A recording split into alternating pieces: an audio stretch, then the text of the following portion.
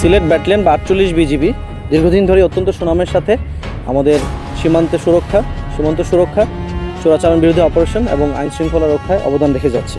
এরই ধারাবাহিকতায় আমরা যে চোরাচালান বিরোধী অপারেশন পরিচালনা করি, গতকাল রাতে সীমান্তবর্তী এলাকায় জৈন্তাপুর, গোয়াইনঘাট, কোম্পানিগঞ্জ এই সীমান্তবর্তী এলাকাগুলো থেকে আমরা বিপুল পরিমাণে চোরাচালানি পণ্য জব্দ করতে সক্ষম হই।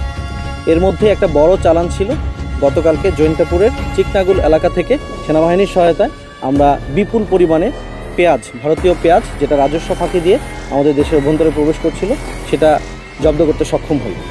এখানে টোটাল এই পেঁয়াজের আনুমানিক পরিমাণ হবে 30,000 কেজির মতো।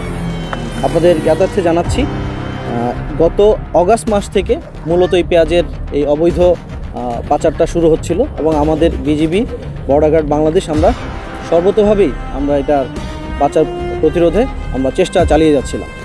গত 4 মাসের যদি আমরা পরিসংখ্যান বলি, তাহলে টোটাল 48 বিজিবি বা সিলেট ব্যাটালিয়ন কর্তৃক প্রায় 1,50,000 কেজির মতো আমরা ভারতীয় পেঁয়াজ জব্দ করতে সক্ষম হই।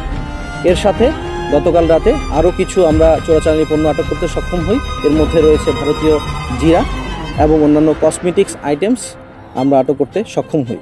পাশাপাশি কিছু চকলেট আইটেমস যেগুলো ভারত থেকে পাচার হয়ে বাংলাদেশে প্রবেশ করছিল, সেগুলো আমরা আটক করতে সক্ষম হই। শুধু যে পেঁয়াজ আসছে বাংলাদেশ থেকে যাচ্ছেন এরকম না, বাংলাদেশ থেকে কিন্তু রসুন এবং শিং মাছ জাতীয় বা জিওল মাছ অনেক সময় আমরা বলি, এই মাছগুলো কিন্তু মাছ, রসুন এই জিনিসগুলো ভারতে যায় বা পার্শ্ববর্তী দেশে আমরা এগুলো পাচার হয়, সেগুলো প্রতিরোধেও আমরা অপারেশন পরিচালনা করছি। এছাড়াও কিছু কাপড়, শীতকালীন পোশাক যেগুলো বাংলাদেশ থেকে দেশের বাইরে পাচার হয়, এই আইটেমগুলো আমরা চোরাচালানি পণ্য হিসেবে আটক করি।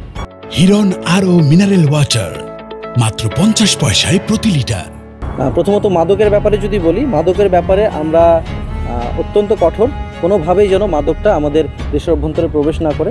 আমরা গত এই বছরের হিসাব যদি বলি, আমরা বিপুল পরিমাণে মাদকদ্রব্য, যেমন আমরা মদ প্রায় 14,354 বোতল মদ, এছাড়াও বিয়ার, ফেন্সিডিল, গাঁজা, ইয়াবা এগুলো আমরা আটক করতে সক্ষম হই এবং সেই সাথে 11 জনকে অবৈধ মাদক পরিবহনের দায়ে আমরা আটক করি এবং থানায় সোপর্দ করি। সো মাদকের ব্যাপারেও আমরা অত্যন্ত কঠোর এবং আমাদের গোয়েন্দা নজরদারি রয়েছে।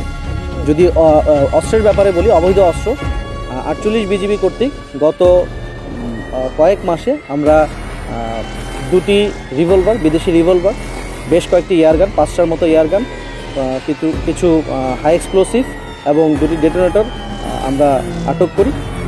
দেশের যে স্থিতিশীল পরিস্থিতি, এটাকে যেন কোনোভাবেই অস্থিতিশীল করতে না পারে এবং কোনোভাবেই যেন নাশকতা তৈরি করতে না পারে, এটার রোধকল্পে আমরা অবশ্যই সজাগ আছি এবং সর্বতোভাবে আমরা চেষ্টা করে যাচ্ছি কোনোভাবেই যেন অবৈধভাবে বা অবৈধ উপায়ে এই অস্ত্রগুলো আমাদের দেশের অভ্যন্তরে প্রবেশ না করে।